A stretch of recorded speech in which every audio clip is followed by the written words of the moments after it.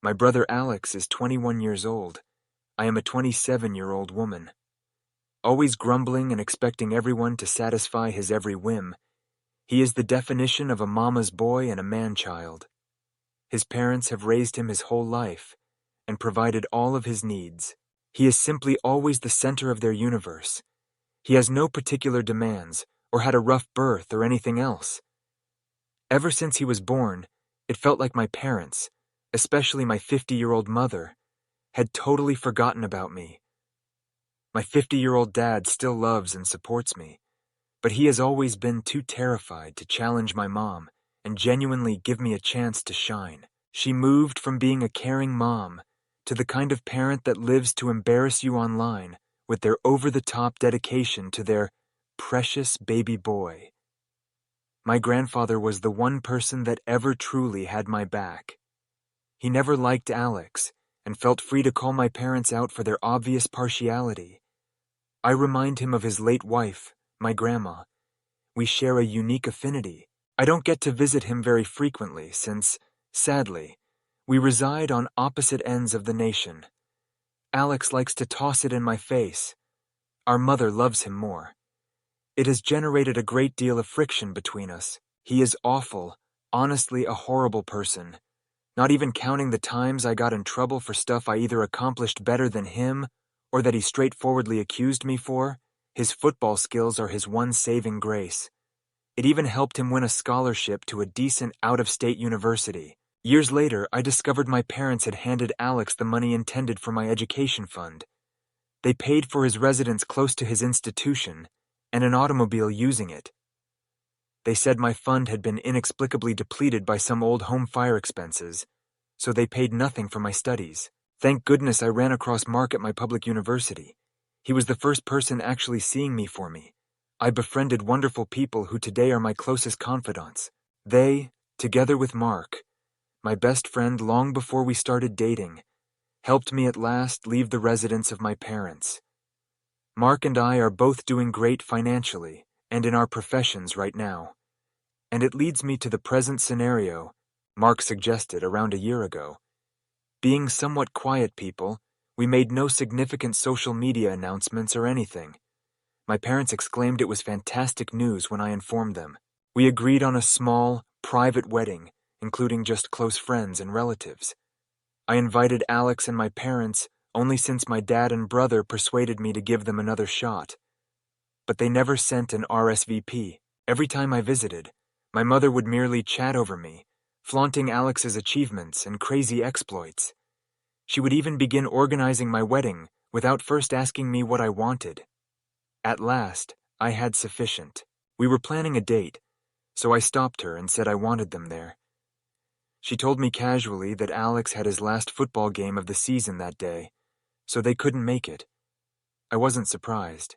Basically every significant occasion in my life, they had missed my ballet performances, my graduations from high school and college, if it conflicted with anything Alex-related. Feeling petty, and to be honest, who could blame me? I chose to act foolish. I left out mentioning that I was referring to my wedding. I merely mentioned that I was planning an event. Hence, it would be great if they could attend. I left it there when they claimed they couldn't. A few weeks later, I was married. It was exactly as good. Mark's family was present. My grandpa led me down the aisle, and my friends surrounded me with love. Our time was incredible. When several of my cousins wondered where my parents were, I simply told them they had to head to my brother's game. I received some odd stares, and my grandpa was really agitated for a time, but that was it. Mark and I were totally disconnected from the world on our honeymoon. When we returned, though, let us say a storm was building.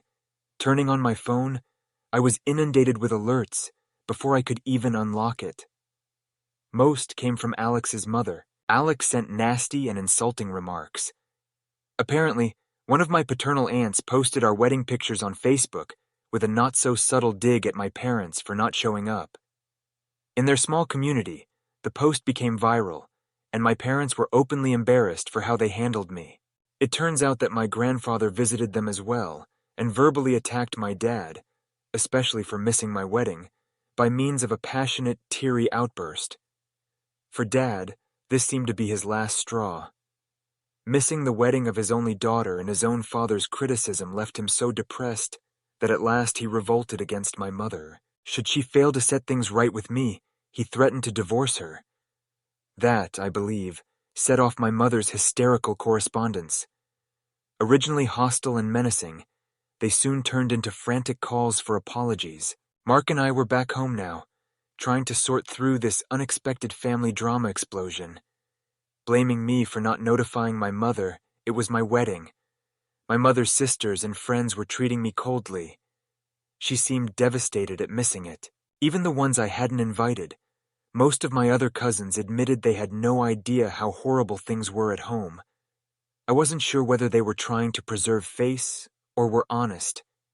In their texts, my parents, especially my dad, seemed to be truly heartbroken and regretful. My family seemed to be divided into 3 factions. Those supporting me, my mother's aunts embarrassing me for mistreating my mother now she was repenting, and my mother's grandparents asking I forgive her. Though everyone was giving me instructions, I felt lost. I had told my folks I was getting married. I formally invited everyone, Mark's side, Alex, some distant cousins, and my parents. Only a few RSVP'd. Those that didn't, I followed up with SMS. Mom and brother never answered the texts, but I never pressed it. Having a lot on my plate, I knew about Alex's game. I reasoned they simply couldn't make it. They would tell me to quit being a pain, and that some things were just more important than me every time I tried to bring up my wedding. It was an obvious pattern, and I was weary of battling it. My wedding wasn't hidden. I simply didn't spell it out for them. I hoped they would be at least somewhat inquisitive, perhaps even startled. They were not. I had told my relatives and uncles straight out about my wedding. My mother occasionally even made appearances in the room. She was never quite paying attention, though. She would just grin vaguely, say, "That's nice, dear," and then veer off the topic. Alex and my dad went radio silent. Over the years, after high school, college, and even after grad school, I had tried to see them in North Carolina, but they always had some excuse connected to Alex. They would guilt-trip me every time I abandoned my family to return to my own life. It felt as though they only cared about me when Mark wasn't around. He was in the picture now, and I felt more confident, stronger. I wanted to know, nevertheless, where I stood among others. Living across the nation, my dad's side of the family never really knew how I felt about them. I tried to inform them about my parents' partiality when I was 14, but they just waved me off. My parents feigned apologies, as my aunts, uncles, and grandpa chastised me. They disciplined me brutally and coached me into believing I had made it all up when I came home. I stayed in touch with my dad's side after that, but out of anxiety, I never raised the favoritism once more. To be honest, that bothers me still. Grandpa was the only one who knew, hence he was constantly worried that, should he try to step in, I would turn against him. Not even my parents and I reside in the same city nowadays. Alex tried to break into my old apartment to steal money, and my mom supported him by saying, "Siblings share stuff." So I moved to a larger city roughly 1 hour's distance away. I intend to maintain it that way. They don't know my new address. It's not as if my parents bought Alex a car and house out of need. Before he even completed high school, they bought him a car. Later, when he became 18, they bought him a house close to his college. Saying they would save money for later, they lied to my face about using my education fund for him, but they simply didn't. Looking over the comments on my first post, someone wondered if things would have been different if people realized it was my wedding and not just some arbitrary event. Honestly, I think my parents would have found a way to create a scene either way. They once stole my cousin's wedding reception to discuss how Alex had just passed his first college test, intoxicated, and knocked over a piece of the wedding cake. In my family, going no contact or even low contact is really significant. Why I bothered inviting them in the first place still eludes me. Alex's wedding destroyed and terminated my cousin's marriage. Thus, she cut off my whole family and was blamed for turning her back on family over a minor incident. I messaged my dad and let him know I wanted to meet with my mom, dad, and Alex the next day at a neutral spot to sort things out. He agreed rapidly. We met in a park, and my dad's siblings and sisters were there presumably to prevent things from spiraling too far. Dad looked terrible, as if he had been crying for days. Still, I believe it was more out of guilt and resentment than from sorrow. My mother looked just the same. Alex merely seemed upset. After much painful back and forth, I at last told them I wanted no more communication with them. Their actions were cruel and abusive. Every time Mom tried to interject, my aunt shushed her. They had no explanations when I questioned them why they handled me this way. My uncle screamed at my dad for merely apologizing and crying instead of defending himself. At last, my mother simply admitted she disliked me. She seemed to notice it for the first time. Alex also. He saw only game-like torture of me. He took pleasure in the attention. They flatly denied ever getting my wedding invitation. When I showed them the books I had sent, they denied obtaining those too. As it happens, they never really received the invitation. It showed up while they were abroad. Alex was the only one living here. He would have cut it up and tossed it away. He also erased the text I wrote to my parents, so they never even knew I had formally invited them. I felt devastated. Alex merely shrugged and stated they had other priorities when I inquired why he did it. Mark became enraged. I had to cool him down and physically stop him from going after Alex. Strangely enough, my parents were enraged with Alex for what he had done. I have to admit that his tantrum, which started him crying, was quite pleasant. Then my mother said everything was good now. It was only a mistake. It was my job to cleanse their names. I started to snap at that. I explained to her their neglect wasn't removed just because Alex tossed away an invitation. They weren't pardoned. They ought to have asked about it. I clearly was about to be married. What did my mother say, you wonder? She continued. I heard you talking about your wedding, but I thought you were just making things up to get attention. She honestly thought neither Mark nor I would ever want to wed her. I wanted to punch her right in the face. But then something else emerged. Alex had no football game that day. Lying to get out of my wedding, my parents thought my friends and I lacked the knowledge of football to challenge it. And after Alex teased me for making a mistake back in high school, I had stopped asking about it. I just accepted their word of mouth. I even penned it in my first post without looking to see if there was indeed a game. Alex keeps his social media private. Mark and I are blocked. Therefore, we cannot see anything. You then want to know where they were that day. Disneyland. Alex apparently had always wanted to travel, hence they picked him. Their brief tantrum holiday, which seems to have occurred more than once in the preceding several months, used the football game as justification. Just so tired, so totally overwhelmed by all of it. I just lost it when I realized I had been so dumb, misled, and controlled for so long.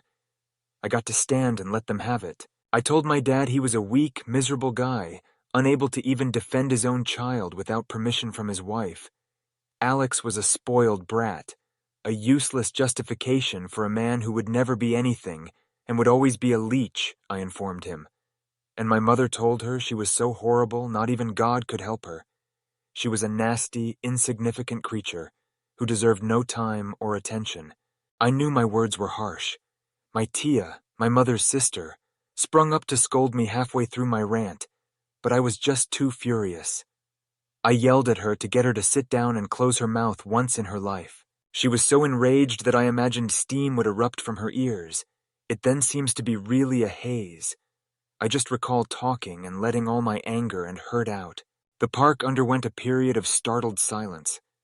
I declared then I was disowning them. Each one of them, Alex, as well as my parents. They wouldn't try to get in touch once more either, if they knew what was best for them. With Mark, Anna, and Francis close behind me, I grabbed my purse and left, leaving my brother and parents with my aunts and uncle. Having a panic attack in the car on the way home, I believed the truth of what I had just said and done finally hit me. Mark drove, and Anna supported me through it. Finally, we stopped so I could cool off. Their encouragement makes me quite happy. I just collapsed on the bed and nodded out when we came home.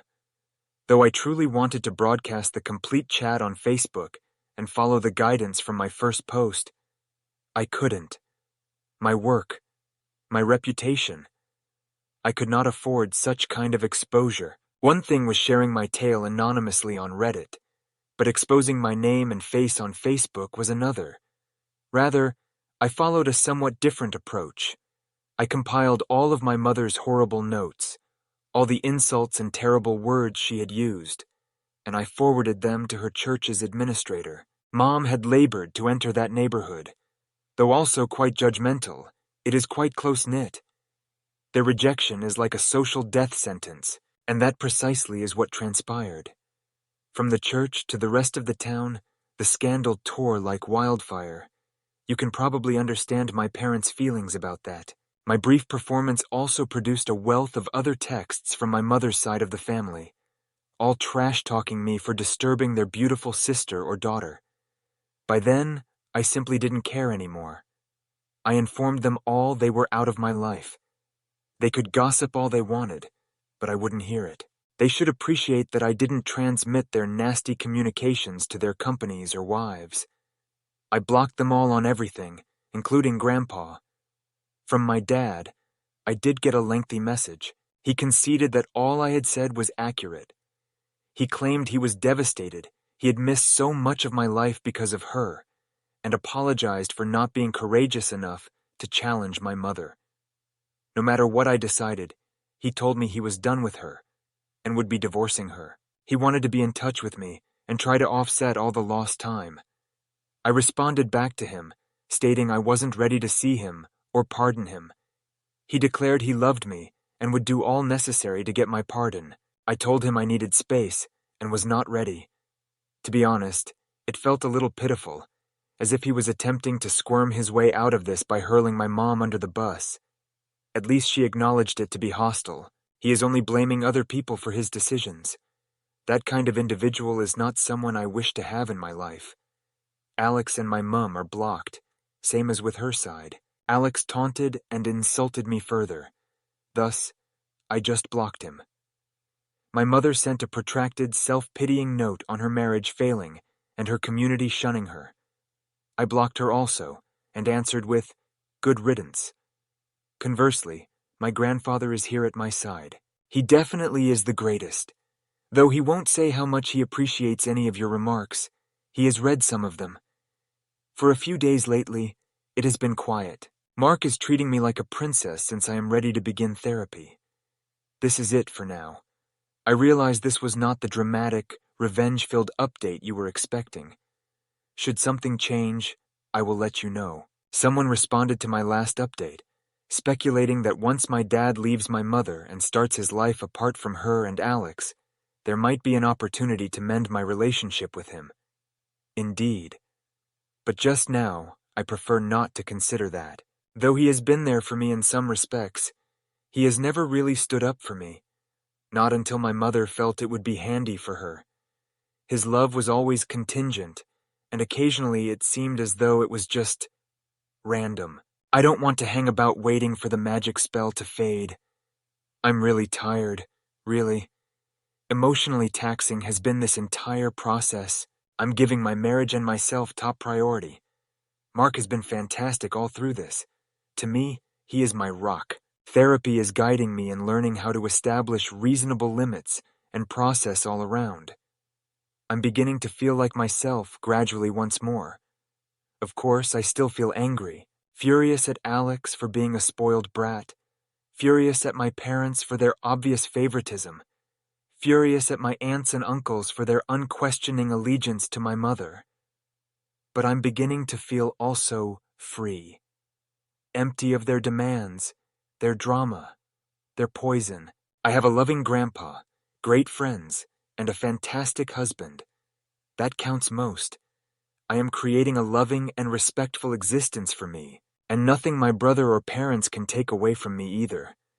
I appreciate all of you who have supported my tale. Your thoughtful comments and guidance have meant the world to me. I'm not sure what the future holds, but I'm confronting it head held high. I survive. And at last, I am free. Story 2. About 3 months now, I have been employed by this sales and advertising organization, still on probation, but I was beginning to pick things up very nicely. Basically, my role was persuading customers to pay us for advertising. Most of the stories I worked on were really simple. The campaigns were already in place, and a senior account manager was always there to assist me should I run across any problems. I delighted in the work, the people, the whole environment. Things were going perfectly. Finally arrived last Friday. Our quarterly retreat brought all of the staff members from every branch together at the headquarters, usually spending most of his time supervising their new branch. The company owner also turned up. He traveled with his daughter, Sarah. Now, even if we didn't click, one of my coworkers pulled me aside before I even met Sarah and instructed me to be particularly polite to her. She seemed to be really strange. And diverse she was. Sarah seemed to have some infantile gestures during our quick conversation. She appeared to have some mental problems and battled to speak. I spotted Sarah there when I went to have coffee later that day. She struggled to put cream and sugar into her cup. She thanked me when I inquired whether she needed assistance and let me handle everything for her. She said, "I never liked coffee. Then, Dad makes me drink it." Grinning, I remarked, "Maybe he thinks it's good for you." She once more thanked me and returned to spend most of the day at her father's office. The retreat began with lots of entertaining, career-related events. For the last exercise, we split into groups.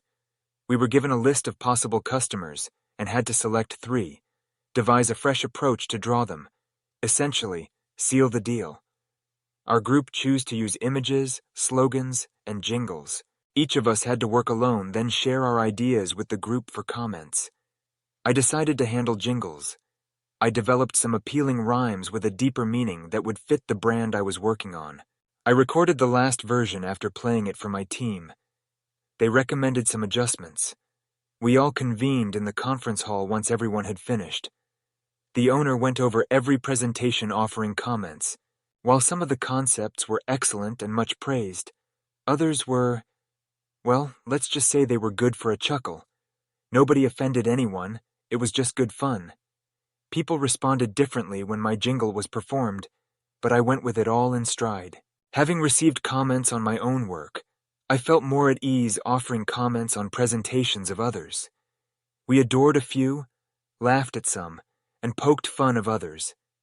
Everything was going great until a picture surfaced. To put it mildly, it was crude. And that had bearing on the same firm I had selected for my jingle. I blurted out, without thinking, "Well, at least my jingle is better than that painting. A 3-year-old seems to have drawn it." The room fell silent. I puzzled myself. Everyone had laughed as others had been cracking related jokes about other presentations. Why was this not like others? The proprietor then spoke. "Keep your views to yourself if you don't have anything positive to say." He made his way to me. "Return to your desk." Embarrassed and confused, I got my stuff together. Sarah seemed agitated when I spotted her. It dawned on me at that. She must have painted it. I felt terrible, even though we had no idea whose work it was when it was exhibited. I chose to own an apology. I went to the owner right away after the event ended, and apologies for my callous remark. He advised me to go wait for him at his office. He fired me when he came, right now. "I didn't meet the requirements of the position," he said. Though I knew it wasn't the actual cause, I had little time to dispute. He summoned security and had me led from the building. One of my colleagues phoned about an hour later to ask whether I wanted to get a drink. I became agitated. Why hadn't they advised me about Sarah? Why hadn't they informed me that no matter how mild any critique of her work was, it was forbidden? Though I didn't particularly want to go, I needed answers. I had to make sense of what had lately happened. I also thought I may as well ask them for references, since obtaining one from my former manager was obviously unacceptable. So I got along with them. They informed me Sarah regularly attended these retreats and consistently created comparable artwork. Nobody ever expressed anything unfavorable about it. Though I was new, apparently I was expected to know this. I flew mad. They let me basically enter a trap. They assured me, though not very formally, Sarah worked in one of the satellite offices. She was there mostly to keep her out of her father's hair. The staff members of that branch were practically her babysitters. Her father apparently pushed others to see her. Though she had the mind of a child and didn't know how relationships worked, she wanted to get married. Given she was the only kid of the owner, my co-workers even joked about me marrying her and acquiring all their property. I wasn't feeling funny for jokes. The pledge to provide me references came out of that discussion as sole positive outcome. They wanted to help me land a new job and felt guilty about not alerting me about Sarah. Sarah requested friends on Facebook over the weekend. Uncertain of what to do, part of me wanted to take it, apologies, then block her. But I just couldn't, not now. First update. I would want to thank everyone for their recommendations and concern. While some of you told me to pursue legal action, I am not able. I was on probation still. I visited with Dave, a friend. I have known him since our childhood. Better than anyone, he knows me. After I told him the complete truth, he advised me to clear my guilt, apologies to Sarah, and welcome the friend request. Knowing how much guilt I was bearing, he reasoned this was the best course of action forward. I so approved the request and messaged Sarah. I really apologized. I told her it was unacceptable of me to joke about her work. She answered, appreciating the apologies.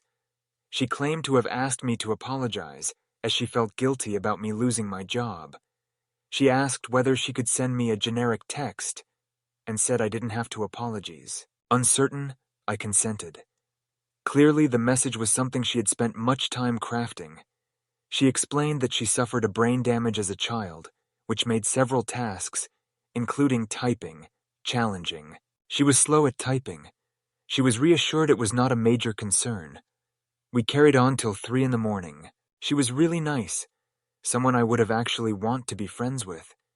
She shared with me the accident she experienced with her mother throughout childhood. On their way home following a birthday celebration, a truck struck them.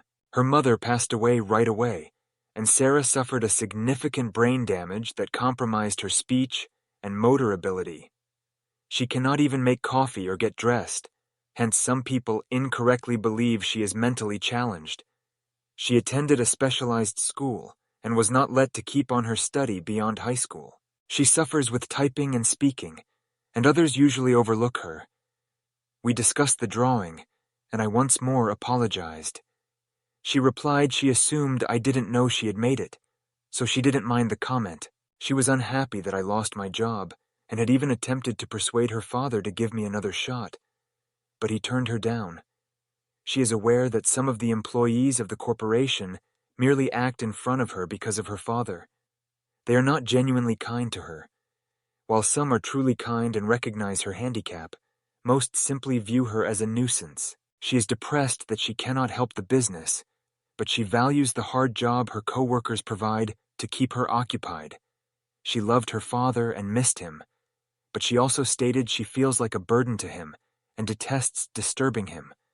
She emails and texts him to try to connect, but he never responds. She appreciated me helping her prepare the coffee that day at the retreat. She said she used to get irritated when others tried to assist her, but most people just observe her struggle, and she has come to value those who do. We decided to call off our discussion as it was becoming late, and vowed to talk once again very soon. Had I seen House of the Dragon? She inquired. She expressed wanting to talk about it after seeing it when I informed her I had. Updated 2. Once more I spoke with Sarah and we covered House of the Dragon. She loved it and highlighted a couple things I had overlooked. Perhaps I was not focusing close enough.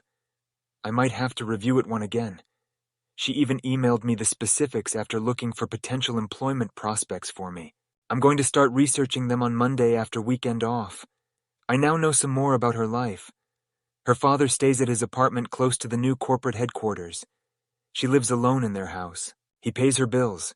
She has a weekly visit from a caretaker. I have been searching for products and apps meant to simplify her life. I also learned about Western Governors University, which seems to have a fantastic program for someone like Sarah looking forward to knowledge. Though I'm not sure she can afford it, I intend to ask her. She told me her father pays her stipend for working at his business. She has most likely saved really a lot from that. She gives to a dog rescue and volunteers. Her father claimed she cannot take care of a dog, even though she wanted one. I mentioned it to her as I have been considering getting a dog for myself, and she encouraged me to come to the rescue center with her so she could assist me in choosing one. Basically, I'm going to buy a puppy and have made a quite wonderful companion. This has been a roller coaster overall. I discovered that scarce and valuable are kindness and empathy. Although one nasty or apathetic deed might truly ruin someone, a few nice words might change their day. Showing compassion and empathy can set off a positive chain reaction in ways we might not even be aware of. We should all give this lesson great thought.